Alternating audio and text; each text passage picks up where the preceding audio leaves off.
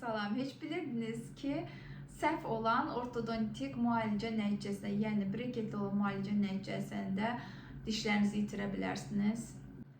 Belə ki, çoxları dişlərim çox tez düz olsun, yaxud da ki, ucuz müalicə arxasınca qaçırlar və nəticədə bu fəsadlarla üzləşmə ehtimalı daha böyük olur. Mən önümə çıxan bir xəstədən danışmaq istəyirəm. Hadisə yanıma bir müddət bundan qabaq 20'li yaşlarında olan bir xəstə gəlmişdi və inanılmaz yaxşı ağız gigiyenası var idi. Yəni mükəmməl idi. Heç bir ləkəsi belə yox idi, plombu belə yox idi və bu xəstədə baxanda dişlərində hərəkətlilik var idi.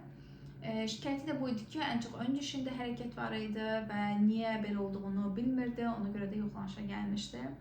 Təbii ki, biz görəndə bu xəstəni ağlımıza gələn ilk breketlə olan müalicəni, yəni ortodontik müalicənin fəsad olduğunu bilirdik.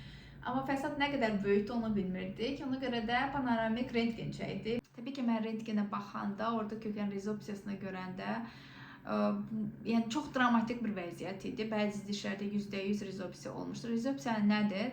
Rezopsiya diş köklərinin əriməsidir. Yəni dişə yük çox tətbiq olunanda köklər əriməyə başlayır, yəni aşağıya doğru və bir müddət sonra onlar hərəkətli olurlar və yəni çəkilməyə məcburdular. Bundan sonra tək xəstəyə bu məlumatı deyil, hətta ona çatdırmaq lazım idi ki, ön dişdir, çəkib onun yerinə implant qoya bilməyəcəyik.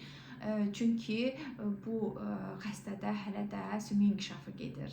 Yəni sümük inkişafı getdiyinə görə biz implant da edə bilməyəcəkdik. Təbii ki, belə fəsadlar çox olur. Mənə görə ortodontik müalicənin fəsadları digər ixtisasın fəsadlarından daha artıqdır. Yəni sizin çənə oynağınızda problem yarana bilər, sizin diş köklərinizdə problem yarana bilər. Yəni dişlərinizi itirmək riski ilə üz-üzə gələ bilərsiniz.